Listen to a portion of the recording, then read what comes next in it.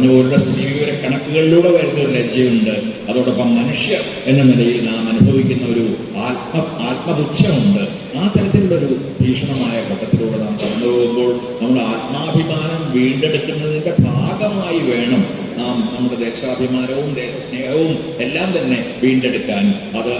അതിന് ആദ്യമായി ഉണരേണ്ടത് നമ്മുടെ തന്നെ അകങ്ങളാണ്. നമുക്ക് എന്താണ് നഷ്ടപ്പെട്ടുകൊണ്ടിരിക്കുന്നത് എന്നതിനെക്കുറിച്ചുള്ള ബോധ്യം മാത്രമാണ് നമുക്ക് എന്താണ് നേടാനുള്ളത് എന്നതിനെക്കുറിച്ചുള്ളൊരു വിഷനിലേക്ക്, ദർശനത്തിലേക്ക് ആത്യന്തികമായി നമ്മെ നയിക്കുക എന്ന് എനിക്ക് തോന്നുന്നു. അധികാരത്തോട് കലഹിക്കുന്ന നിരവധി കവിതകൾ മാഷെഴുതി. മറ്റൊരർത്ഥത്തിൽ പറഞ്ഞാൽ അധികാരവാഴ്ചയ്ക്ക് വിധേയരായി മാറുന്ന, പാർശ്വവൽക്കരിക്കപ്പെട്ട, നീതി നിഷേധിക്കപ്പെട്ട മനുഷ്യരോടൊപ്പം നിൽക്കുന്ന കവിതകളാണ് ഏതാണ്ട് എല്ലാ കവിതകളും.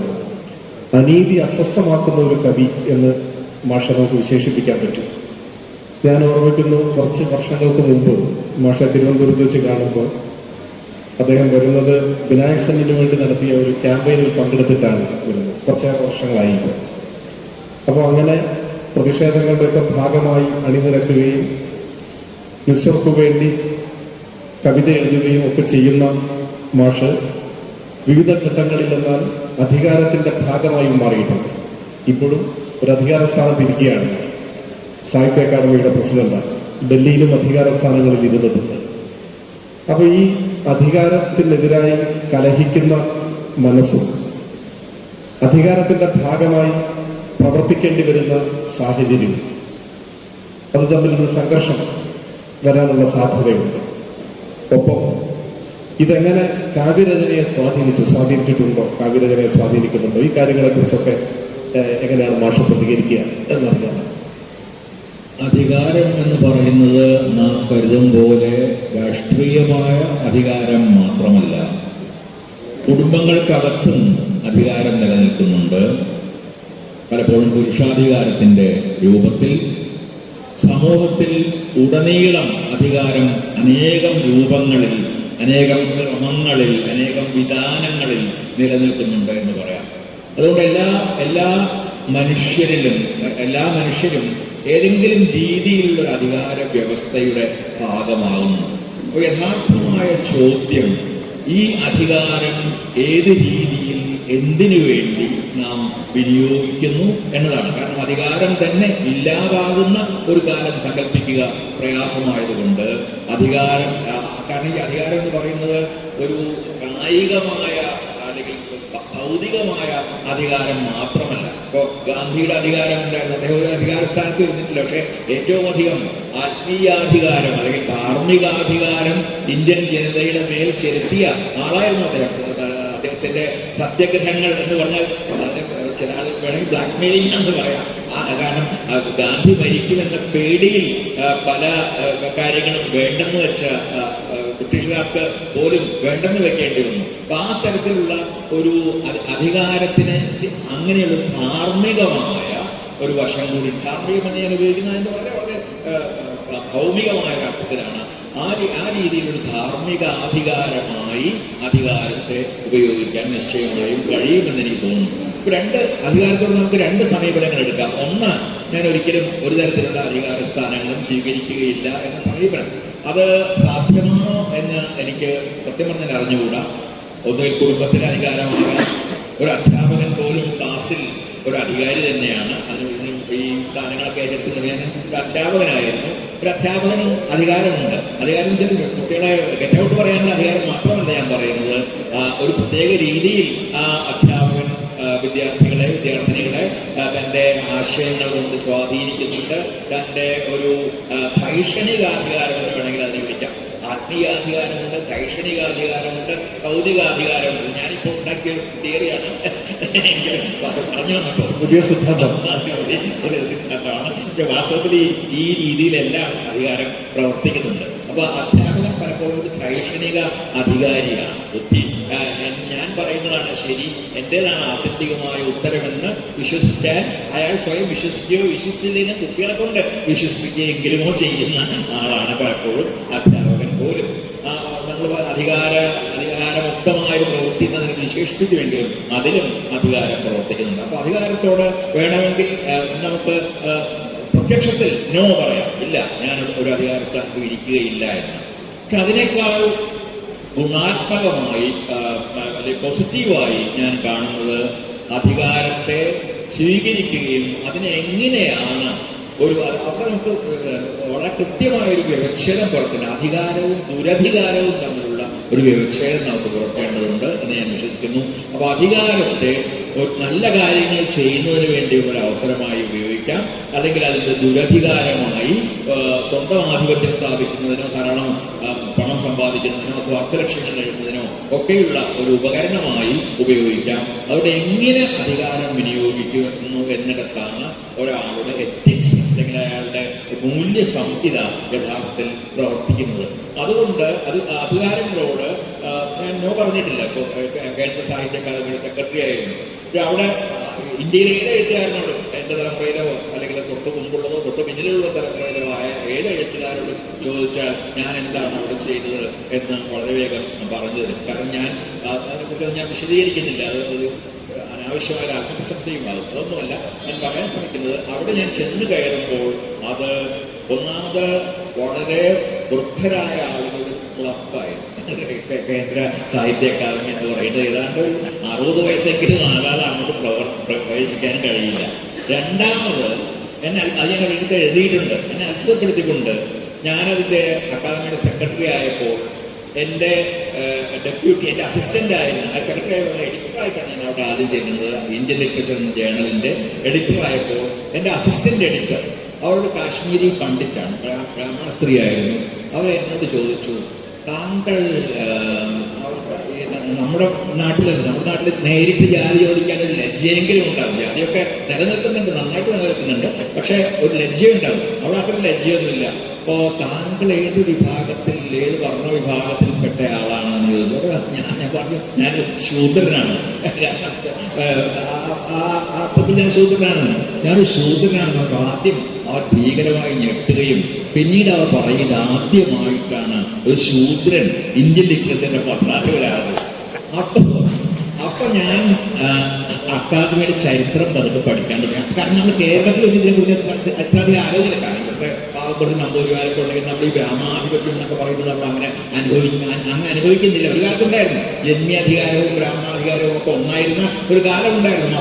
മാപ്പിള എന്നറിയപ്പെടുന്ന മലബാർ കലാപവും മറ്റും ഉണ്ടാകുന്നത് ആ കാലത്താണ്. അത് മാപ്പിള എന്ന് അത് പിന്നീട് വിളിക്കപ്പെട്ടെങ്കിൽ നമുക്കറിയാവുന്നതുപോലെ അത് കാർഷിക കലാപമായിരുന്നു. അത് പലപ്പോഴും അന്ന് ജന്മിമാർ നമ്പൂതിരിമാർ കൂടി ആയതുകൊണ്ട് അത് നമ്പൂതിരിമാർക്കെതിരായ ഒരു കലാപം കൂടി ആയി എന്നും മറ്റും ചരിത്രം കുറച്ചുകൂടി നിഷ്പക്ഷമായി പഠിച്ചാൽ നമുക്ക് ബോധ്യമാകും. പക്ഷെ അതിനുശേഷം ഞാൻ ആലോചിച്ചു, സാഹിത്യ അക്കാദമിയുടെ പ്രസിഡന്റുമാർ, കേന്ദ്ര സാഹിത്യ അക്കാദമിയുടെ സെക്രട്ടറിമാർ ഓരോരുത്തരെയായി എടുത്ത് നോക്കുമ്പോൾ കർമ്മമാരും ഈ പല ചതുർവേദികളും പല രീതികളിലുള്ള ബ്രാഹ്മണർ മാത്രം. പറഞ്ഞാൽ വിശ്വസിക്കാൻ പ്രയാസമാണ്.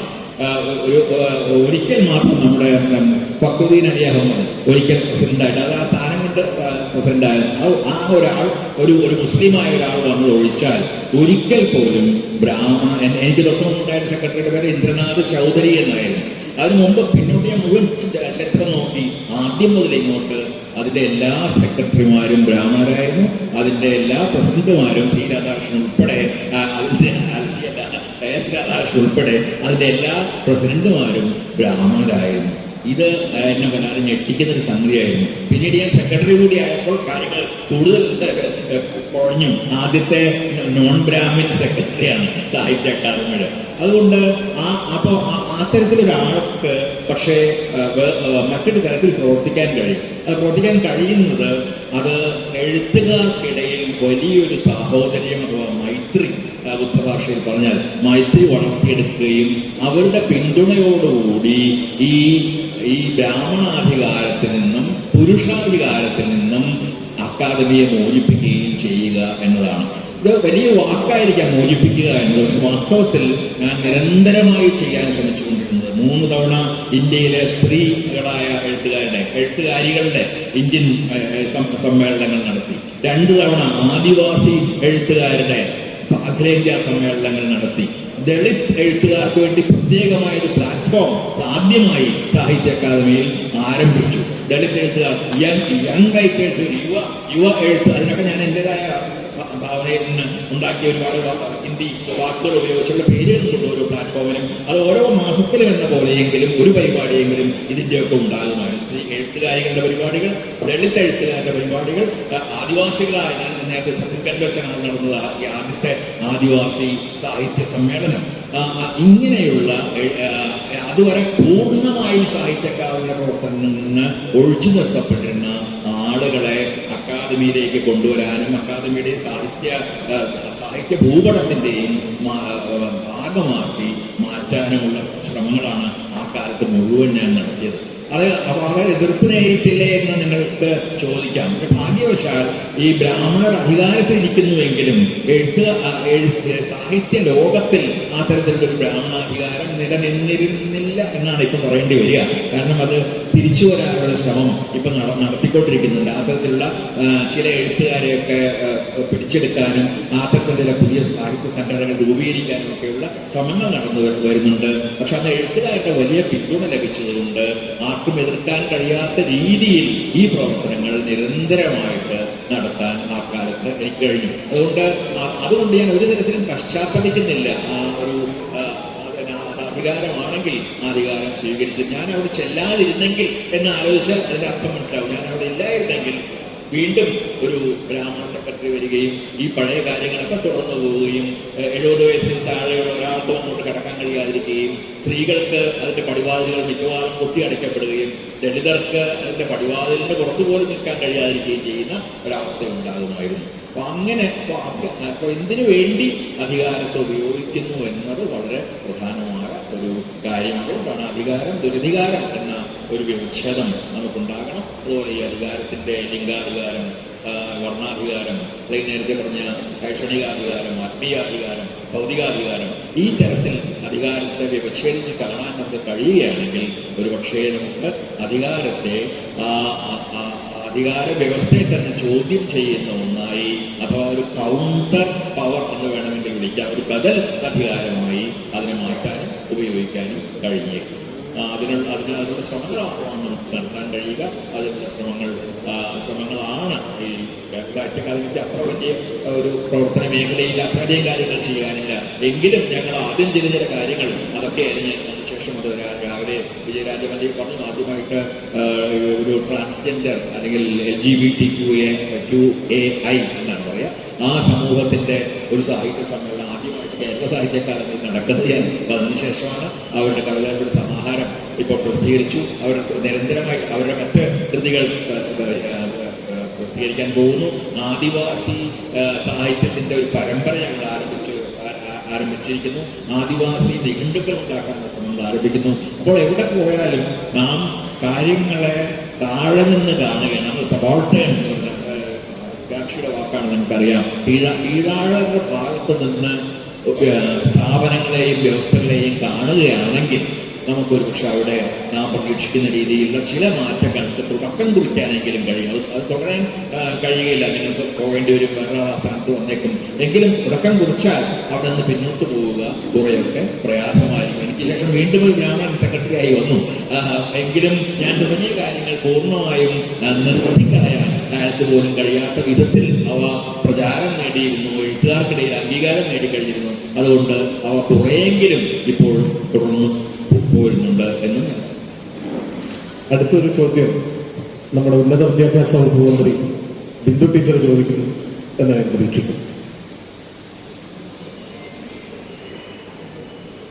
മാഷിന്റെ കാവ്യജീവിതത്തെ ആയാലും മറ്റ് സാംസ്കാരിക പ്രവർത്തനങ്ങളെ ആയാലും ഏതെങ്കിലും ഒരു കള്ളിയിൽ ഒതുക്കാൻ കഴിയില്ല എന്നാണ് എനിക്ക് തോന്നുന്നത്.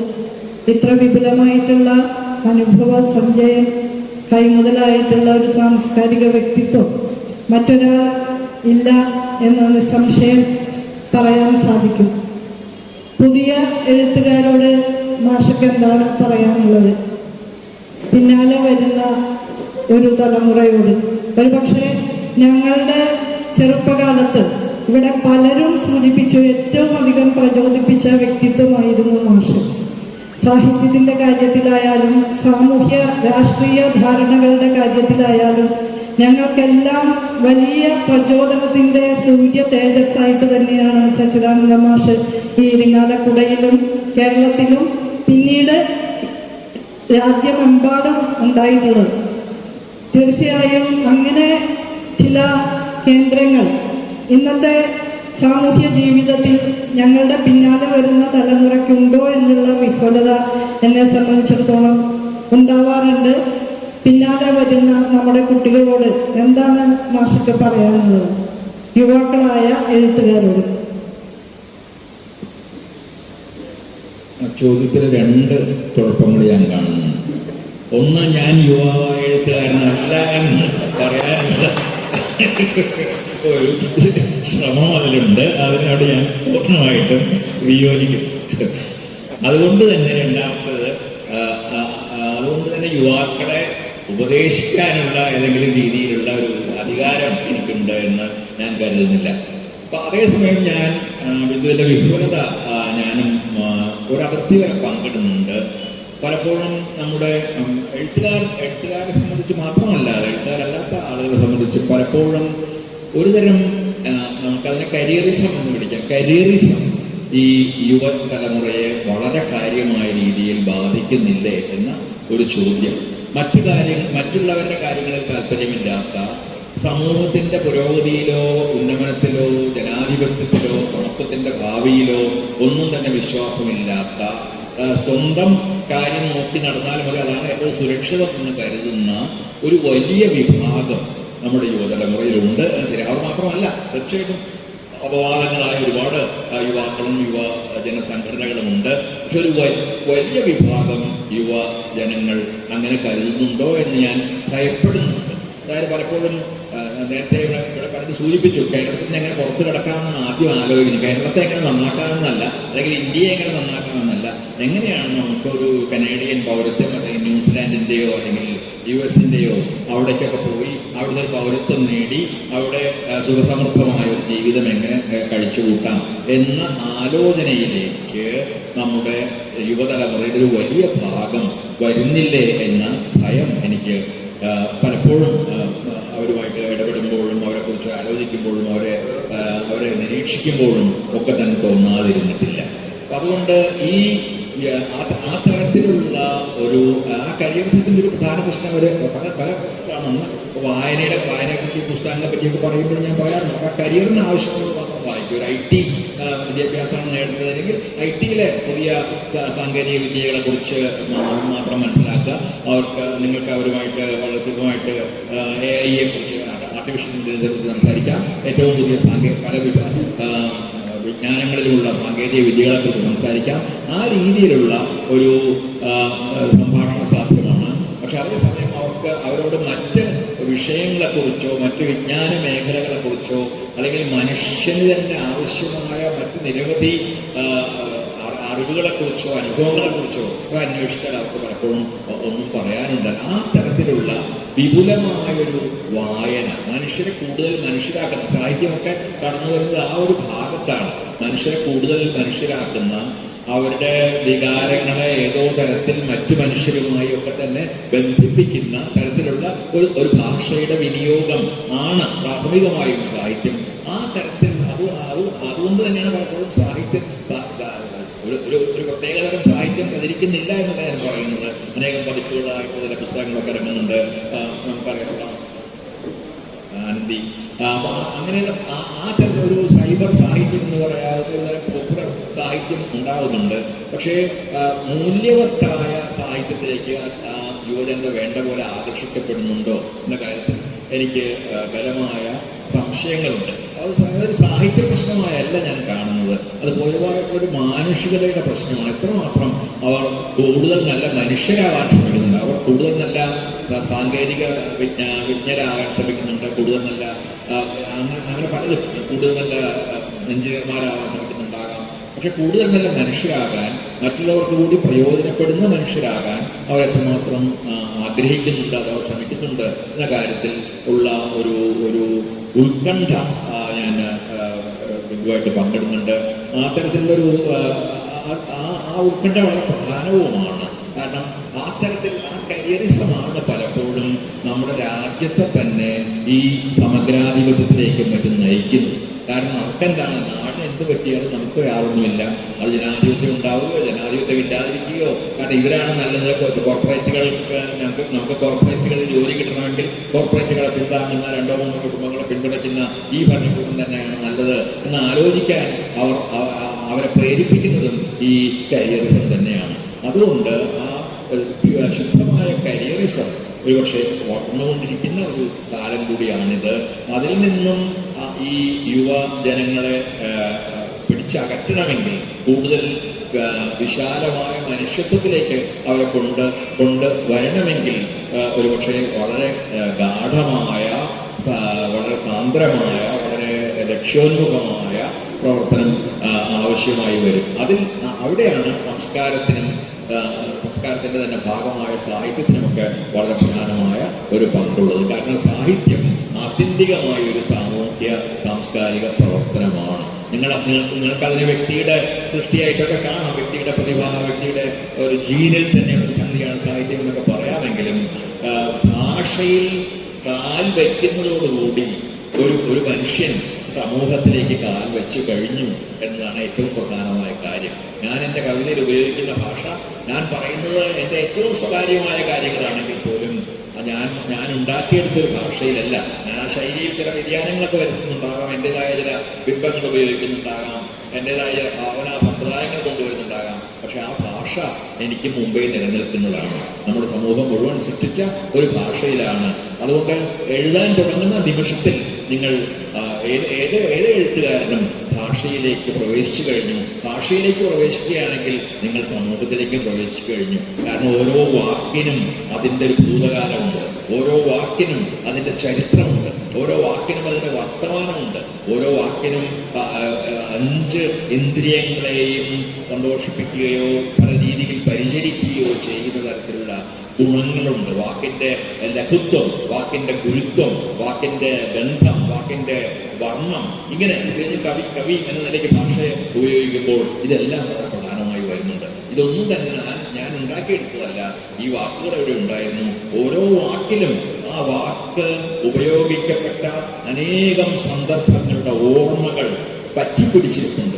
ഒരു ഓറ അല്ലെങ്കിൽ ഒരു പരിവേഷം എന്ന പോലെ ഓരോ വാക്കിനെ ചുറ്റും അറിയുന്നു. ഞാനൊരു വാക്ക് പറയുമ്പോൾ നിങ്ങൾ ഓർക്കുന്നത്, നിങ്ങൾ കേൾക്കുന്നത് ആ വാക്ക് മാത്രമല്ല, നിങ്ങൾ ആ വാക്ക് നമ്മുടെ ഓളങ്ങൾ എന്ന പോലെ അനേകം മുഴക്കങ്ങളുണ്ട് ആ വാക്കിന്. ആ വാക്ക് മറ്റൊരു സന്ദർഭത്തിൽ ആരോ ഉപയോഗിച്ച കാര്യം നിങ്ങൾ അറിയാതെ തന്നെ ഓർത്തു പോകുന്നു. വാതിൽ തുറന്നിടൂ അല്ലെങ്കിൽ ജനലുകൾ തുറക്കൂ എന്ന് ബഷീർ പറയുമ്പോൾ നമ്മൾ ഓടിപ്പോയിട്ട് ജനലുകൾക്ക് അല്ല ചെയ്യുന്നത്. നമുക്കറിയാം അവിടെ തുറന്നിടാൻ പറയുന്നത് നമ്മുടെ മനസ്സുകളെ തന്നെയാണ്. അത് ലോകത്തിലെ എല്ലാ വിജ്ഞാനങ്ങളും നമ്മിലേക്ക് കടന്നു വരട്ടെ, ലോകത്തിന്റെ എല്ലാ മഹാനുഭവങ്ങളിലും നമ്മുടെ ജീവിതം സമ്പന്നമാക്കട്ടെ എന്നൊരു മഹാപ്രാർത്ഥന കൂടി അതിലുണ്ട് എന്ന് ആ പ്രത്യേക സന്ദർഭത്തിൽ വാചകം ഉച്ചരിക്കുന്നതിലൂടെ നമുക്ക് ഓർമ്മിക്കാൻ കഴിയുന്നുണ്ട്. അങ്ങനെ വാക്കുകൾക്ക് ഓർമ്മയുണ്ട്, വാക്കുകളിൽ അനുഭവമുണ്ട്, വാക്കുകളിൽ അനേകം പുരുഷാന്തരങ്ങളുടെ സ്മൃതികളുടെ ഒരു മഹാപരിവേഷമുണ്ട്, അഥവാ പരിവേഷങ്ങളുണ്ട്. അതുകൊണ്ടാണ് എഴുത്തുകാരൻ്റെ വാക്ക് ഇത്രയേറെ ഘനമേറിയതാകുന്നത്, ഇത്രയേറെ ഓർമ്മകൾ കൊണ്ട് സാന്ദ്രമാകുന്നത്, ഇത്രയേറെ സ്വപ്നങ്ങൾ കൊണ്ട് ദൃഢമാകുന്നത്, ഇത്രയേറെ രഹസ്യങ്ങൾ കൊണ്ട് നിഗൂഢമാകുന്നത്. അതിന് കാരണം ആ ഭാഷ എന്ന് പറയുന്നത് അനേകം തലമുറകളിലൂടെ രൂപപ്പെട്ട ഒന്നാണ് എന്നതാണ്. ഈ ഭാഷയെക്കുറിച്ചുള്ള അറിവ്, സാഹിത്യത്തെക്കുറിച്ചുള്ള അറിവ്, സംസ്കാരത്തെക്കുറിച്ചുള്ള ഒരു തിരിച്ചറിവ്, ഇവയൊക്കെ വളർത്തിയെടുക്കാനുള്ള ഒരു പരിശ്രമത്തിലൂടെ മാത്രമേ ഒരുപക്ഷെ ഈ തരത്തിൽ ഉള്ള സ്വാർത്ഥചിന്തയിൽ നിന്ന് യുവതലമുറയെ മോചിപ്പിക്കാൻ നമുക്ക് കഴിയുള്ളൂ. അത് സാഹിത്യത്തിന് സാംസ്കാരിക പ്രവർത്തനത്തിന് പൊതുവെയും സാഹിത്യത്തിന് വിശേഷിച്ചും ഒരു പങ്കുണ്ട് എന്ന് നിസ്സംശയമായി കരുതുന്ന ആളുകളിൽ ഒരാളാണ് ഞാൻ. അഗ്നിസാന്നിധ്യമുള്ള വാക്കുകൾ കൊണ്ട് കാവ്യരചന നിർവഹിച്ച ഒരാളാണ് കെ സച്ചിദാനന്ദൻ എന്ന് പൊതുവെ വിലയിരുത്തപ്പെടുന്നത്. പ്രത്യേകിച്ച് ഒരു ഘട്ടത്തിൽ കേരളത്തിലെ കലാലയങ്ങളിൽ വലിയ കൊടുങ്കാറ്റ് സൃഷ്ടിച്ച കവിതകൾ, ലക്ഷക്കണക്കിന് പേരെ പ്രചോദിപ്പിച്ച അല്ലെങ്കിൽ അവരെ അസ്വസ്ഥരാക്കിയ കവിതകളൊക്കെ മാഷുടേതായി നമ്മുടെ കാവ്യ ചരിത്രത്തിലുണ്ട്. ഒരു കവിതയിൽ മാഷ് പറയുന്നുണ്ട്, പൂജിക്കുന്നു നാം ഏറെ നാളായി ചവിട്ടുന്ന കാലിനെ വെട്ടണമാക്കാൻ തുപ്പുന്നു ഞാൻ മന്ത്രതന്ത്ര വിധികളിൽ യജ്ഞ നിലത്തിൽ ഹവിസിൽ എന്ന് പറയുന്നു. ഒരുപക്ഷെ എനിക്ക് തോന്നുന്നു നേരത്തെ സൂചിപ്പിച്ച ഒരു അധികാര ഘടനയോട് അതിൻ്റെ ഒരു ചരിത്രത്തോടൊക്കെ ഇത്ര തീക്ഷ്ണമായി തീതുപ്പുന്ന വാക്കുകൾ വരികളായി പ്രത്യക്ഷപ്പെട്ട കവിതകൾ അധികം ഉണ്ടാവില്ല, ഉറപ്പാണ്. സമീപകാലത്ത് ആ ചൂടിന് കുറവ് സംഭവിച്ചിട്ടുണ്ടോ, ആ അഗ്നി അല്പം ചൂട് കുറഞ്ഞു പോയിട്ടുണ്ടോ എന്നൊരു വിമർശനം ഉയർന്നു വന്നാൽ മാഷെങ്ങനെയായിരിക്കും എന്നത് പ്രതികരിക്കുക? അവരോട് എൻ്റെ സമീപകാലത്തെ കൃതികൾ വായിക്കാൻ പറയും ഞാൻ, അത്രമാത്രം ചെയ്യുകയുള്ളൂ. കാരണം സമീപകാലത്ത് ഞാൻ എഴുതിയിട്ട് സമീപകാലത്തിലെ വാസ്തവത്തിൽ 2014 മുമ്പാണ് ഞാൻ മഹാഭാരതം എന്ന് പറയുന്ന ഒരു കവിത എഴുതുന്നത്. അതൊന്ന് വായിച്ചു നോക്കുക. ഇപ്പൊ പ്രവചനാത്മകമായിരുന്നു, ഈ രണ്ടൊരു പ്രവചനമായിരുന്നു. അത് നിർഭാഗ്യവശാൽ അത് സത്യമാവുകയും ചെയ്തു. അതിനുശേഷം എഴുതിയിട്ടുള്ള അനേകം കവിതകൾ, അത് ഗസയെ പറ്റിയായാലും ശരി, ഇന്ത്യയെ പറ്റിയായാലും ശരി, അനേകം കവിതകൾ ഈ വർത്തമാന കാലത്തോട്, അതിൻ്റെ ദുരന്തങ്ങളോടും വൈരുദ്ധ്യങ്ങളോടും ഒക്കെയുള്ള പ്രതികരണങ്ങളായിരുന്നിട്ടുണ്ട്. അതും പോരാ എന്ന് തോന്നി ചിലപ്പോഴൊക്കെ ഞാൻ കഥയിലേക്ക് അതിക്രമിച്ച് കടന്നു എന്നാണ് പറയേണ്ടത്. കാരണം അതെൻ്റെ ഒരു മണ്ഡലമല്ലാതെ രണ്ട് കഥാപുസ്തകങ്ങൾ വന്നു. അതിനുശേഷം വീണ്ടും ഞാൻ 2 കഥകൾ എഴുതി കഴിഞ്ഞു. ഈ കഥകളിലും പ്രധാനമായിട്ട് കടന്നു വരുന്നൊരു കാര്യം ഈ സമഗ്രാധിപത്യത്തിൻ്റെ നിരന്തരമായ കടന്നുവരവും നമ്മുടെ ജീവിതത്തിന് മേൽ അത് നടത്തുന്ന ഭീകരമായ ആക്രമണവും ആണ്. റോബിൻസൺ ക്രൂസോ എന്ന് പറയുന്ന ഒരു കഥ അതിൻ്റെ നല്ല ഉദാഹരണമാണ്. റോബിൻസൺ ക്രൂസോവിൻ്റെ കഥ വേറൊരു രീതിയിൽ പറയുകയാണ്. റോബിൻസൺ ക്രൂസോ ആ ദ്വീപിലേക്ക് തിരിച്ചു വരികയും ക്രൂസോ എന്ന് പറഞ്ഞൊരു കഥാപാത്രത്തെ ഉണ്ടാക്കിയിട്ട് രണ്ടുപേരും ചേർന്ന് ആ ദ്വീപിനെ എങ്ങനെയാണ് തങ്ങളുടെ മാത്രമാക്കി മാറ്റാൻ കഴിയുമെന്ന് ആലോചിക്കുകയൊക്കെ ചെയ്യുന്ന കഥയാണ്.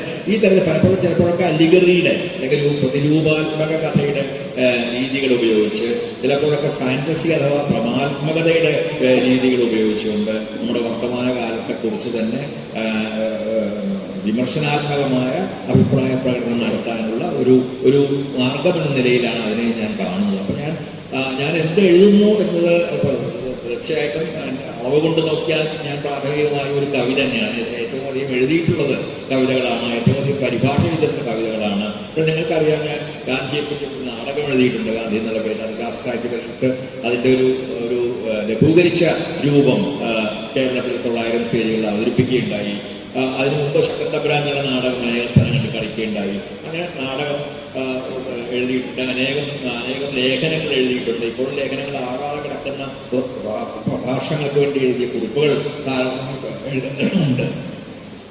പിന്നെ വാർദ്ധക്യകാലത്ത് കുട്ടികൾക്ക് വേണ്ടി എഴുതാനും കഥകൾ എഴുതാനും ഞാൻ തുടങ്ങുകയും ചെയ്തു. അത് ഇതിനെ പശ്ചാത്താപത്തിൽ ഉണ്ടായിരുന്നു. കാരണം എൻ്റെ കുട്ടികൾ ചെറിയ കുട്ടികളായിരുന്നപ്പോൾ എനിക്ക് അവർക്ക് വേണ്ടി ഒന്നും എഴുതാൻ എനിക്ക് കഴിഞ്ഞിരുന്നില്ല. ഞാൻ എഴുതിയിരുന്നത് പലപ്പോഴും മുതിർന്നവർക്ക് വേണ്ടിയുള്ള എഴുത്തായിരുന്നു. അവർക്ക് ഞാൻ വാങ്ങിക്കൊടുത്തിരുന്നു വലിയ റഷ്യൻ സോവിയറ്റ് കുട്ടിക്കഥകൾ. അതൊക്കെ ഇപ്പോൾ എനിക്ക് ഓർമ്മയുണ്ട്. ചുക്കുംകെട്ടും നീലക്കൊപ്പ് ആൾക്കാർ എഴുതാറുണ്ട്. നമ്മളെല്ലാവരും വായിച്ചിട്ടുണ്ടാവും ആ പുസ്തകം. ഞാനും ആസ്വദിച്ചിരുന്നു ആ പുസ്തകം എൻ്റെ കുട്ടികളുടെ കൂടെ.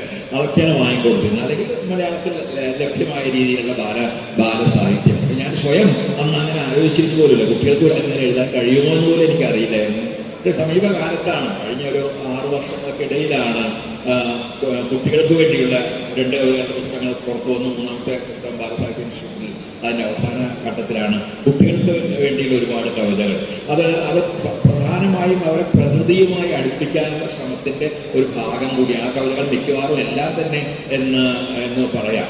അതിൽ പക്ഷിക്കവിതകളുടെ ഒരു പുസ്തകം പ്രസിദ്ധീകരിക്കപ്പെട്ടു.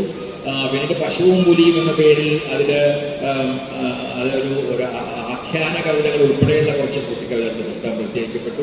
ജന്തു കവിതകളുടെ ഒരു പുസ്തകമാണ് ഇപ്പോൾ ബാലസാഹിത്യ ഇൻസ്റ്റിറ്റ്യൂട്ടിന് പുറത്തു വരാൻ പോകുന്നത്. അപ്പോൾ ഈ ഭൂമി നമ്മുടേത് മാത്രമല്ല, അതായത് ഞാൻ പറയുന്നതൊന്നുമല്ല. വളരെ കാലം മുമ്പ് വളരെ ആളുകൾ പറഞ്ഞിട്ടുണ്ട്. ഏറ്റവും ഭംഗിയായി അടുത്ത കാലത്ത് പറഞ്ഞ ആൾ ബഷീറാണ്. ഭൂമിയുടെ അവകാശികൾ. അപ്പോൾ ഭൂമിയുടെ അവകാശികൾ മനുഷ്യർ മാത്രമല്ല. ഈ കോവിഡ് കാലത്ത് ഉയർന്നു വന്ന തത്വചിന്തകളിലെ ഏറ്റവും പ്രധാനമായ ഒന്ന് ഈ മനുഷ്യനാണ് എല്ലാറ്റിൻ്റെയും മാനദണ്ഡം, മനുഷ്യനാണ് എല്ലാറ്റിൻ്റെയും അധികാരി എന്നുള്ള ആ സങ്കല്പം ചോദ്യം ചെയ്യപ്പെടുന്നു എന്നുള്ള ആ ഒരു വിചാരം പുതിയ തത്വചിന്തയിൽ ധാരാളമായിട്ട് കടന്നു വരുന്നുണ്ട്.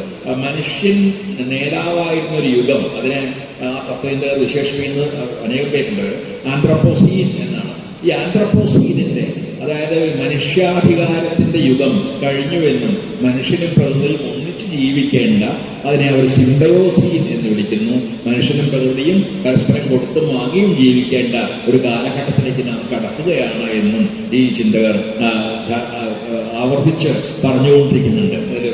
അമിതാഭ് ഘോഷിന്റെ ദ സീക്രട്ട് മൗണ്ടൻ എന്നുള്ള ചെറിയ പുസ്തകമൊക്കെ നിങ്ങൾ വായിച്ചിട്ടില്ലെങ്കിൽ വായിക്കേണ്ടതാണ്. ഒരു പർവ്വതത്തിന്റെ കഥയാണ്. ഒരു പർവ്വതത്തിൽ കുറെ ആളുകൾ പാർത്തിരുന്നു. ഒരു ദിവസം അവിടെ പുറത്തു നിന്നുള്ള കുറച്ച് ആളുകൾ കടന്നു വരുന്നു. ആദ്യം ഒരാൾ വരുന്നു. ഒരാൾ അവിടുത്തെ ആളുകളൊക്കെ സംസാരിച്ച് തിരിച്ചു പോകുന്നു.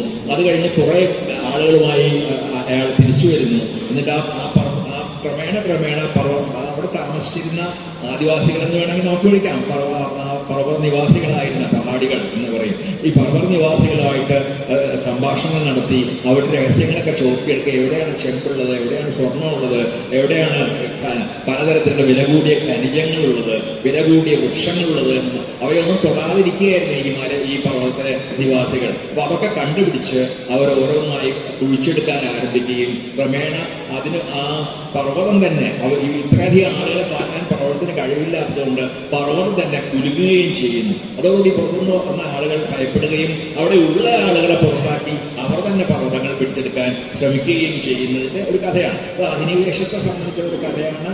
ഒപ്പം തന്നെ ഒരു എൻവയൺമെന്റിനെ അല്ലെങ്കിൽ പരിസ്ഥിതിയെ സംബന്ധിച്ചുള്ള ഒരു പ്രതീകാത്മകമായ കഥ കൂടി ആണ്. അപ്പോ ഇങ്ങനെ ഒരു പുതിയ അധിനിവേശം നടന്നുകൊണ്ട് ഇരിക്കുന്ന കാലത്താണ് നാം ആദിവാസികൾക്ക് സ്വന്തമായിരുന്ന കാടുകളിൽ നിന്ന് ആദിവാസികൾ പുറത്താക്കപ്പെടുന്നു. അതുപോലെ ഖനിജങ്ങൾക്ക് വേണ്ടി വലിയ കോർപ്പറേറ്റുകൾക്ക് വേണ്ടി മലകൾ തുറക്കപ്പെടുകയും നശിപ്പിക്കപ്പെടുകയും ഒക്കെ ചെയ്യുന്നു. ഇങ്ങനെയുള്ള ഒരു കാലത്ത് പ്രകൃതിയും നാമും സഹകരിച്ച് മുന്നേറണം. ഞാനൊരു വികസനവാദിയോ പരിസ്ഥിതിവാദിയോ അങ്ങനെ ഒരു വാദിയുമല്ല. പക്ഷേ ഒരു പരിസ്ഥിതി സന്തുലനം നിലനിർത്തുന്ന ഒരു വികസനം എന്നത് വളരെ വളരെ അനിവാര്യമാണ്. അത് താൽക്കാലികമായ ഒരു വികസന പ്രശ്നമല്ല, മനുഷ്യരാശിയുടെ നിലനിൽപ്പിന്റെയും അതിജീവനത്തിന്റെയും പ്രശ്നമാണ്. പ്രത്യേകിച്ചും ക്ലൈമറ്റ് ചേഞ്ചിന്റെ അല്ലെങ്കിൽ കാലാവസ്ഥാ വ്യതിയാനത്തിന്റെ ഒരു കാലത്ത് ഈ രീതിയിൽ പ്രകൃതിയും അവരുടെ സമതുലനം നിലനിർത്തുക എന്നത് അത്യന്തം പ്രധാനമായ ഒരു കാര്യമാണ്. നാം എടുക്കുന്ന ഓരോ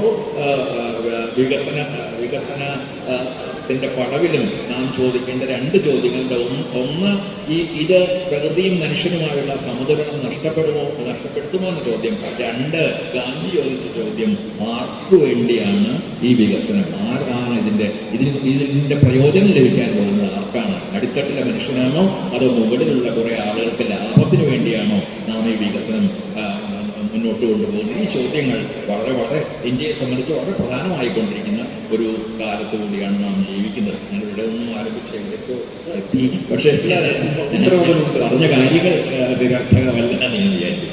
എനിക്ക് തോന്നുന്നു ഏകദേശം നിശ്ചയിക്കപ്പെട്ട സമയമായി വരുന്നുണ്ട് തോന്നുന്നു. അപ്പൊ ഈ ഒടുവിലത്തൊരു ചോദ്യത്തോടുകൂടി നമുക്ക് താൽക്കാലികമായിട്ടുള്ള അവസാനിപ്പിക്കാൻ തോന്നുന്നു. ഈ കാവ്യരചന രീതികളെ സംബന്ധിച്ച് പലതരത്തിലുള്ള ചർച്ചകൾ ഉയർന്നു വരാറുണ്ട്. ഇപ്പോ മാഷയുടെ കവിതകൾ എടുത്തു നോക്കിയാൽ ഒരു നിരൂപകൻ വിശേഷിപ്പിച്ചത് പരുഷഗദ്യത്തിൽ എഴുതിയ കവിതകൾ എന്ന് പറയുന്നുണ്ട്. സത്യവാങ്മൂലം പോലെ ഒക്കെയുള്ള പനി ഒക്കെ പറയുന്ന ചില കവിതകൾ. അതോടൊപ്പം നാടൻ പാട്ടിന്റെ മട്ടിലുള്ള കവിതകൾ, നാവുവരം പോലെ, പറയൻ പാട്ട് പോലെയൊക്കെയുള്ള കവിതകൾ, ഭാവഗീതങ്ങളെന്ന് വിശേഷിപ്പിക്കാവുന്ന കവിതകൾ, ഓപ്പോൾ പോലെയൊക്കെയുള്ള കവിതകളാണ് ചൂണ്ടിക്കാണിക്കുന്നത്. അപ്പോൾ വ്യത്യസ്തമായ രീതികളിൽ കാവ്യരചന നിർവഹിച്ച ഒരാളാണ് മാഷ. അതോടൊപ്പം തന്നെ വേണമെങ്കിൽ കവിതയെ സംബന്ധിച്ചൊരു പ്രഖ്യാപനമൊന്നും വ്യാഖ്യാനിക്കാവുന്ന വിധത്തിൽ മറ്റൊരിടത്ത് ലളിതമായ വാക്കുകൾ പിന്നെയും നാം നിർത്തി ഉച്ചരിക്കേണ്ടതുണ്ട് എന്ന് പറയുന്നു. അപ്പോൾ നമ്മുടെ കാലഘട്ടത്തിൽ ഇപ്പോൾ ടീച്ചർ നേരത്തെ പുതിയ എഴുത്തുകാരെ കുറിച്ചും യുവാക്കളായ കവികളെ കുറിച്ചൊക്കെ സൂചിപ്പിക്കുകയുണ്ടായി. അപ്പോൾ ഈ കാവ്യരചന രീതികളിൽ മാഷയുടെ പ്രിയപ്പെട്ട രചനാ രീതി ഏതാണ്? അല്ലെങ്കിൽ ലളിതമായ വാക്കുകൾ നിർത്തി ഉച്ചരിക്കേണ്ടതുണ്ട് എന്നത് പുതുതായി കവിത എഴുതുന്നവർക്ക് കൊടുക്കുന്ന ഒരു ഉപദേശമായി കൂടി വ്യാഖ്യാനിക്കാൻ സാധിക്കുമോ എന്നാണ് മാഷ് വിശദീകരിക്കുക. എൻ്റെ കവിതകളെ കുറിച്ച് പറയുകയാണെങ്കിൽ വാസ്തവത്തിൽ ആ കവിതകൾ അവയുടെ രീതി തിരഞ്ഞെടുക്കുകയാണ് ചെയ്തത്. ഇപ്പൊ നാവുപരമ്പോഴുള്ള ഒരു കവിത നാടൻ പാട്ടിന്റെ രീതിയിൽ എഴുതപ്പെട്ടതാണ്. അതുപോലെ പുലയപ്പാട്ട് എന്നൊരു കവിതയുണ്ട്, പറയപ്പാട്ട് എന്ന് പറഞ്ഞൊരു കവിതയുണ്ട്, പുറപ്പാട് എന്ന് പറഞ്ഞ പുഷ്പോദിയൊക്കെ പാടി പ്രചരിപ്പിച്ചിട്ടുള്ള കവിതകളാണ് ഇതെല്ലാം. ആ തരത്തിലുള്ള കവിതകളുണ്ട്. അതേ സമയത്ത് ഇവനെ കൂടി പോലുള്ള അങ്ങനെ നമ്മുടെ മലയാള കവികളെ കുറിച്ചുള്ള കുറെ കവിതകളുണ്ട്.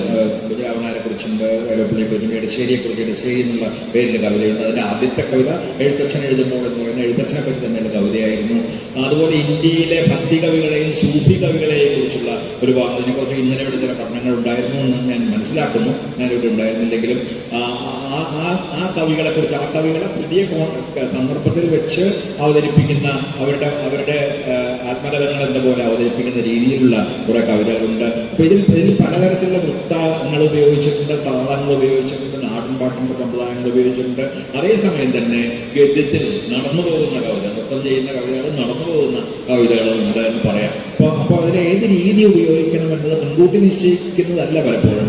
ആ പ്രത്യേക കവിതയുടെ ഒരു ഭാവം അല്ലെങ്കിൽ അനുഭൂതി മണ്ഡലം, അനുഭവ മണ്ഡലം ആവശ്യപ്പെടുന്ന രീതിയിലുള്ള ഒരു രൂപത്തിലാണ് ആ കവിത ഉണ്ടായി വരുന്നത് എന്നേ എനിക്ക് പറയാൻ കഴിയുള്ളൂ. എൻ്റെ കവിതയെപ്പറ്റിയുള്ള സൈദ്ധാന്തികമായ തിരിച്ചറിവുകളിൽ ഒന്ന്, നമ്മുടെ ഒരു കവിയും ഒരൊറ്റ രീതിയിൽ മാത്രം എഴുതി. നമ്മൾ പറയാറുണ്ട് ഓരോ കവിക്കും ഓരോ ശൈലി എന്നൊക്കെ പറയാറുണ്ട്. വാക്കുകൾ അടുത്ത് വായിക്കുകയാണെങ്കിൽ ഇപ്പോൾ വീണപോലിന്റെ ശൈലിയിലല്ല കരുണയിൽ എത്തുമ്പോഴേക്കും ആശാന്റെ ആ ഭാഷാ രീതി തന്നെ മാറുന്നുണ്ട്. അതിൽ സംസ്കൃത പദങ്ങളുടെ ആധിക്യം കുറയുന്നുണ്ട്. അത് സംസ്കൃത വൃത്തങ്ങൾ വിട്ടിട്ട് അവിടെ വൃത്തങ്ങളിലേക്ക് വരുന്നുണ്ട്. ഓരോ കവിയിലും ഈ തരത്തിലുള്ള പരിണാമങ്ങൾ നമുക്ക് കാണാൻ കഴിയും. ബഹുസ്വരത എന്ന് പറയുന്നത് ആകെ കവിതയ്ക്കുള്ളത് മാത്രമല്ല, ഓരോ കവിയുടെയും കവിതയിലും ഈ തരത്തിലുള്ള അനേകം സ്വരങ്ങൾ, അനേകം താളങ്ങൾ, അനേകം ചെറിയ ഈ സ്വരഭേദങ്ങൾ ഇവയൊക്കെ നമുക്ക് ഒരുപക്ഷെ കാണാൻ കഴിയും. അപ്പൊ അതുകൊണ്ട് ഇന്നത്തെ കവിതയിൽ സംഭവിക്കുന്ന ഏറ്റവും ആശാവഹമായ കാര്യങ്ങളിലൊന്ന്, അത് പറയുകയാണ് കൂടുതൽ നല്ലത്, അത് ഭാഷയ്ക്കുള്ളിലെ ഭാഷകൾ പുറത്തു വരുന്നു എന്നാണ്. കേരളത്തിൽ മാത്രമല്ല. ഇപ്പോ ഡി അനിൽകുമാർ എന്ന കവിയെ നിങ്ങൾ ശ്രദ്ധിച്ചിട്ടുണ്ടാവും. മുക്കുവ ഭാഷയിൽ എഴുതുന്ന ഒരു കവിയാണ്. മുക്കുവയിൽ ഉപയോഗിക്കുന്ന വാക്കുകൾ, ചില വാക്കുകൾ നമുക്ക് പരിചയമില്ല, അദ്ദേഹം കുറിപ്പുകൾ കൊടുക്കും. പക്ഷെ അത് ഗംഭീരങ്ങളായ കവിതകൾ കൂടി ആയതുകൊണ്ടാണ് ഞാൻ അതിനെക്കുറിച്ച് പറയുന്നത്. ഭാഷ ഉപയോഗിക്കുന്നവർക്ക് മാത്രമല്ല മുക്കുവ ഭാഷയിൽ എഴുതുന്നു. അതുപോലെ ഇവിടെ ഇപ്പൊ തന്നെ നമ്മൾ ചാരികത അവതരിപ്പിച്ച കവിത, അപ്പൊ ആ കവിതയിൽ അദ്ദേഹം കൃത്യമായി ഒരു ഗോത്രഭാഷ ഉപയോഗിച്ചിട്ടില്ല. പക്ഷെ അദ്ദേഹത്തിന്റെ പല കവിതകളും ഗോത്രഭാഷകളിൽ എഴുതപ്പെട്ട, അദ്ദേഹം മാത്രമല്ല, ഇപ്പോൾ ഒരു 7-8 കവികളെങ്കിലും ഉണ്ട് ആ രീതിയിൽ വളരെ സജീവമായ രീതിയിൽ ഗോത്രഭാഷകൾ ഉപയോഗിക്കുന്ന കവികൾ. അപ്പോൾ ഈ മാനക മലയാളം നിശ്ചയമായും ആവശ്യമാണ്. ഒരു വിജ്ഞാന ഭാഷ എന്ന നിലയ്ക്ക് നമുക്കൊരു സ്റ്റാൻഡേർഡ് മലയാളം അല്ലെങ്കിൽ മാനക മലയാളം ആവശ്യമാണ്. അതേസമയം ശബ്ദമണ്ഡലത്തിൽ പല മലയാളങ്ങൾ സാധ്യമാണ്. അത് കാണിച്ചു വന്ന ആളുകളാണ് നമ്മുടെ ബഷീറിനെ പോലുള്ള പഴയ എഴുത്തുകാർ ഉൾപ്പെടെയുള്ളവർ.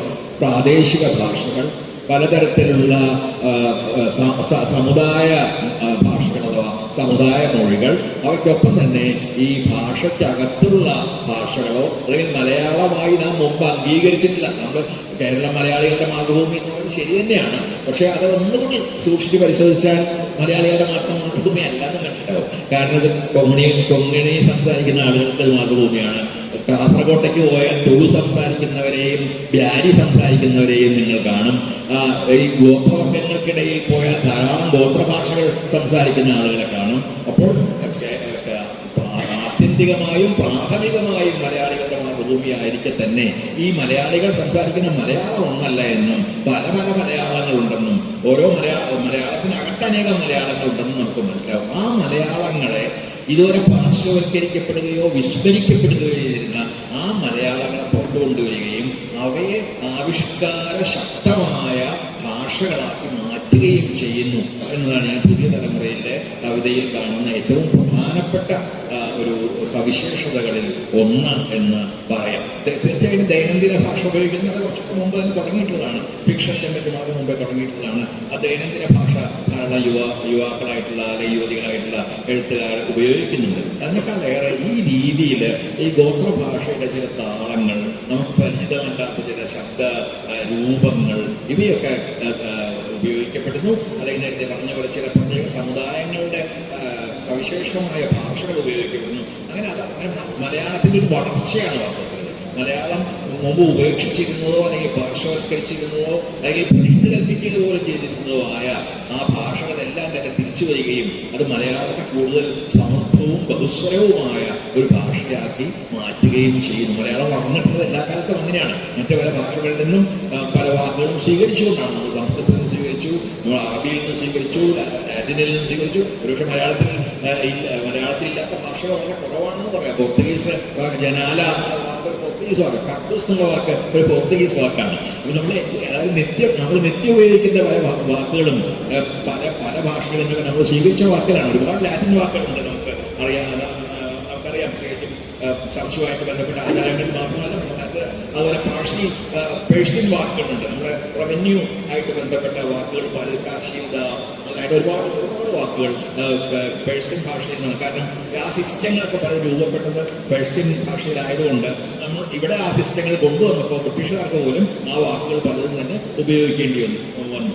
അപ്പൊ അങ്ങനെ പല ഭാഷകളും ചേർന്നുണ്ടായ ഒരു ഭാഷയെയാണ് നാം മാനക മലയാളം എന്ന് പോലും വിളിക്കുന്നത്. ആ ഭാഷയ്ക്കകത്ത് തന്നെയുള്ള മറ്റു ഭാഷകളെ കൊണ്ട് ഈ എഴുത്തുകാർ കൂടുതൽ സമ്പന്നമാക്കുന്നത് നാം കണ്ടു നിൽക്കുന്നത്. അതൊരു വലിയ ഭാഷാപ്രവർത്തനവുമാണ്, അതേസമയം ഒരു സൗന്ദര്യാത്മക പ്രവർത്തനവുമാണ്. അതെനിക്ക് വളരെ ആശാവഹമായ ഒരു പരിണാമമായിട്ട് തോന്നുന്നു. പാർശ്വവൽക്കരായ മനുഷ്യർ വരുന്നു, അവരുടെ അനുഭവങ്ങൾ വരുന്നു, അതോടൊപ്പം അവയ്ക്ക് ആവശ്യമായ അവയെ ആവിഷ്കരിക്കാൻ ശക്തമായ ഭാഷകളും കടന്നു വരുന്നു. ഇത് വളരെ പ്രത്യാശ നൽകുന്ന ഒരു കാര്യമായിട്ടാണ് ഞാൻ കാണുന്നത്. മലയാളത്തിലെ കവികളിൽ മാഷെപ്പോലെ അസാധാരണമായ ശുഭാപ്തി വിശ്വാസം മുറുകെ പിടിക്കുന്ന കവികളേറെ ഉണ്ടാവുമെന്ന് എനിക്ക് തോന്നുന്നില്ല. ഒരു കാലം വരും എന്ന് മാഷ് വളരെ അഗാധമായി ഉറച്ച് വിശ്വസിക്കുന്നുണ്ട്. അല്ലെങ്കിൽ ആ പ്രതീക്ഷ, ആ പ്രത്യാശയാണ് മാഷയുടെ കവിതകളെ നയിക്കുന്നത്. ഇപ്പോൾ പിടഞ്ഞു വീണ പക്ഷിയുടെ കൊഴിഞ്ഞ തൂവൽ മലമുകളിൽ രക്തരശ്മികളായി വിരിഞ്ഞുയരും എന്ന് മാഷ് സ്വപ്നം കാണുന്നു.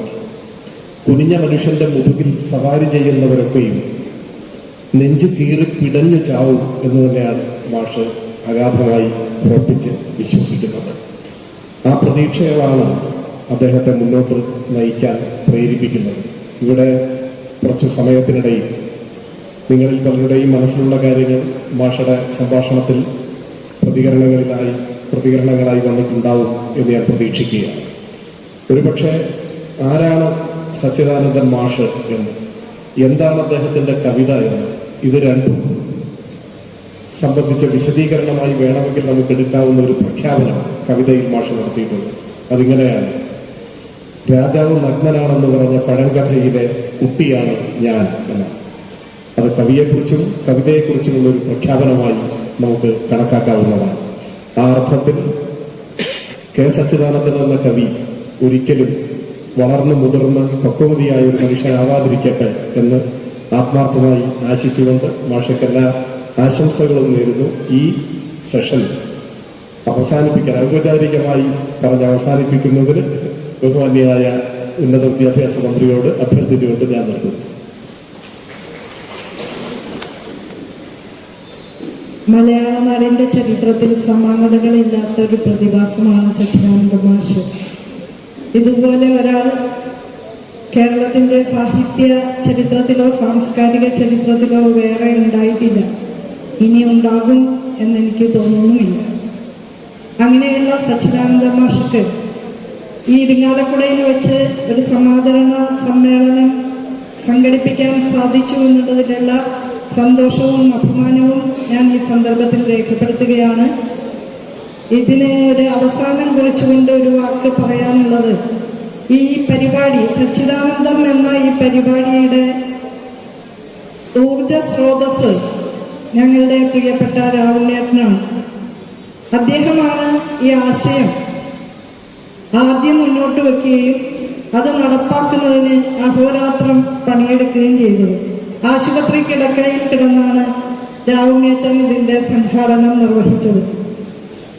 ഈ വേദിയിൽ സച്ചിദാനന്ദ മാഷും സ്വരാജും സാക്ഷി നിൽക്കെ രാവുണ്ണേട്ടന് ഒരു പൊന്നാട ചാർത്താൻ വളരെ നിശബ്ദം ഇതിന്റെ സംഘാടനത്തിന്റെ നേതൃത്വം വഹിച്ചുകൊണ്ടിരിക്കുന്ന ഷെറീനെ സ്നേഹപുരസരം ഞാൻ ക്ഷണിക്കുന്നു.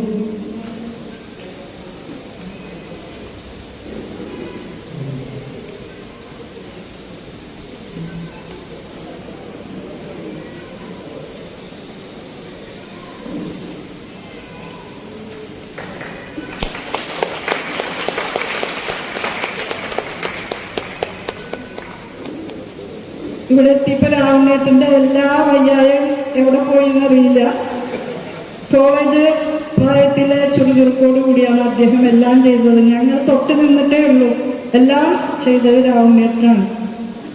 സച്ചിദാനന്ദ ഭാഷയോടുള്ള ഉൾക്കടമായിട്ടുള്ള സ്നേഹത്തിന്റെ ബഹിസ്ഫുരണമായിട്ടാണ് രാവണേട്ടൻ ഇതെല്ലാം ചെയ്തിട്ടുള്ളത്.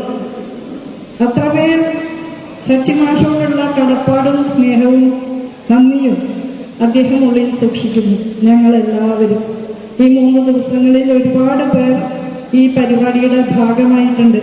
അവരൊക്കെ എത്ര സ്നേഹാദരങ്ങളോടെയാണ് മാഷെ ഹൃദയത്തോട് ചേർത്ത് നിർത്തിയിട്ടുള്ളത്.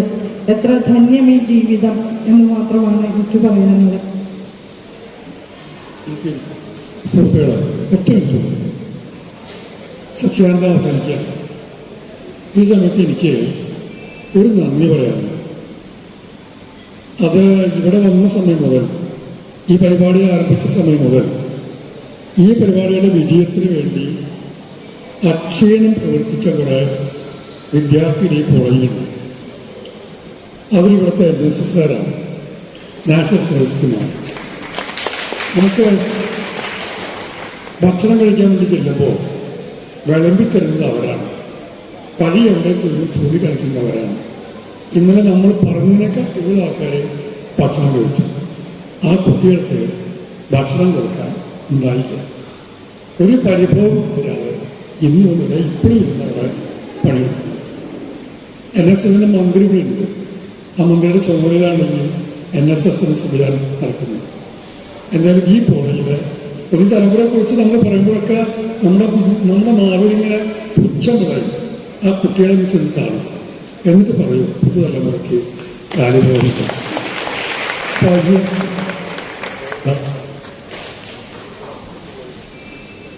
അവരാണ് ഈ കാര്യങ്ങൾ ചോദിച്ചത്. പിന്നെ ഇത് ഞാൻ നേരത്തെ പറയുന്ന സ്ഥലത്ത് ഞാൻ പറഞ്ഞു, എത്രയോ കോളേജുകളിൽ പോയിട്ടുണ്ട്, എത്ര മീറ്റിങ്ങിൽ പോയിട്ടുണ്ട്.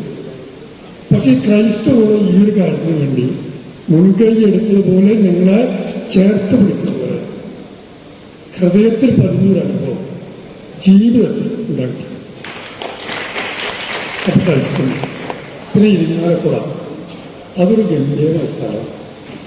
ആ സ്ഥലത്തിൻ്റെ ഒരു വലിയ സ്നേഹമാണ്. ഈ മീറ്റിങ്ങിന് നീണ്ടു പോയി മണിക്കൂറുകൾ തുടർച്ചയായിട്ട് മീറ്റിങ്ങാണ്. എത്ര പേരുണ്ടാവും ഇത് കേട്ടിരിക്കാൻ എന്നായിരുന്നു എൻ്റെ ആശങ്ക. പക്ഷെ നിങ്ങളുടെ മുഖത്ത് നോക്കുന്നുണ്ടല്ലോ, നിങ്ങൾക്ക് ആർക്കും മാഷ് പറഞ്ഞത് കേട്ട് മതിയായിട്ടില്ല, സ്വരാജിൻ്റെ ചോദ്യം കേട്ട് മതിയായിട്ടില്ല, ഇനിയും ഇരിക്കാൻ തയ്യാർ എന്ന മട്ടിലാണ്. ഇതൊരു ചരിത്ര മുഹൂർത്തമാണ് ഇന്നത്തെ ഈ സംഭവം. എന്തുകൊണ്ട് സ്വരാജ് എന്നൊരു ചോദ്യം നമുക്ക് ചോദിക്കാവുന്നതാണ്. ഈ ചോദ്യങ്ങളും പരാമർശം കേട്ടിട്ട് മുഴുവൻ മനസ്സിലാകും. എന്തുകൊണ്ടാണ് M. സ്വരാജിനെ തന്നെ തേടി പിടിച്ച് ചോദ്യങ്ങൾ ചോദിക്കാൻ വേണ്ടി കൊണ്ടുവന്നത്? നിങ്ങളൊക്കെ അനുജന വളരെ താഴെയാണ്. പക്ഷെ എത്രമേൽ സൂക്ഷ്മമായിട്ടാണ് ഓരോ ചോദ്യം ചോദിക്കുന്നത്. എത്ര കൃത്യമാണ് സച്ചിദാനന്ദ മാഷിനെ കൈപിടിച്ച് ഉത്തരത്തിലേക്ക് കൊണ്ടുവരുന്നത്. സച്ചിദാനന്ദ മാഷ വാക്കുകളിലൂടെ നമ്മൾ ഈ കാലം മുഴുവൻ, ലോകം മുഴുവൻ തെളിഞ്ഞു വന്നു. ഭാഷ മുഴുവൻ തെളിഞ്ഞു വന്നു. അത് മുഴുവൻ നമ്മൾ ചുരുങ്ങിയ സമയത്തുള്ളിൽ പുറത്ത് കൊണ്ടുവരാൻ ഏറ്റവും കൃത്യമായ ചോദ്യങ്ങളുമായിട്ടാണ് സ്വരാജ് വന്നത്. ശരിക്കും 2 പേർ മാത്രം ഉള്ളൊരു വേദിയാണ് വിചാരിച്ചത്. പെട്ടെന്ന് തീരുമാനിക്കുക. അതായത് NSSനെ കൂടി മനസ്സിലുള്ളതുകൊണ്ടും ഇരുന്നാൽക്കൂടെ മനസ്സിലുള്ളതുകൊണ്ടാണ് ടീച്ചറോട് ഒന്ന് കേട്ടിരിക്കുന്നത്. എന്നാലും നന്നായി. എന്തായാലും ഈ ക്രൈസ്റ്റ് കോളേജിൽ ഇരുന്നാലക്കുടയ്ക്ക് ഒരു ആജന്മ സഭ സ്നേഹം ഞാൻ പ്രകടിപ്പിക്കുന്നു. ആ മഹാപ്രസ്ഥാനത്തിന് എല്ലാ വിജയങ്ങളും നേരുന്നു. മുന്നോട്ട് പോകട്ടെ. യുവത്വത്തെ നല്ല നിലയിൽ നയിക്കാൻ അവർക്ക് സാധിച്ചിട്ട് വന്നവർ, ഇരുന്നവർ, സഹായിച്ചവർ, നല്ല വാക്കുകൾ പറഞ്ഞവർ കൂടെ ഞാൻ പൊന്നാട വാങ്ങുന്നത് ഞാനാണ്. പക്ഷെ പൊന്നാട വാങ്ങാൻ ഒരു യോഗ്യതയില്ലാത്തതാണ് ഞാനാണ്. പിന്നെ വെറുതെ കിട്ടുന്നതാണ് പൊന്നാട എന്ന് പലർക്കും ഈ ബോധ്യപ്പെട്ടതുകൊണ്ട് ഇവിടെ വെച്ച് വാങ്ങി മാത്രം. പക്ഷെ പണിയെടുത്ത അസംഖ്യം ആൾക്കാരുണ്ട്. ഇങ്ങനെ വേദിയിൽ വരാത്തവർ, സംസാരിക്കാത്തവർ, ഒരു പേരുകൊണ്ട് പോലും എവിടെയും അടയാളപ്പെടുത്താത്ത ഒരുപാട് പേരുടെ പ്രവർത്തനങ്ങളുടെ ഒരു വലിയ വിജയമാണ്. അവർക്ക് വേണ്ടിയിട്ടാണ് ഈ പൊന്നാട ഏറ്റുവാങ്ങിയത്. നന്ദി. ഇത്തരമൊരു ഗംഭീരമായ മുഹൂർത്തം സമ്മാനിച്ച കാലത്തിന്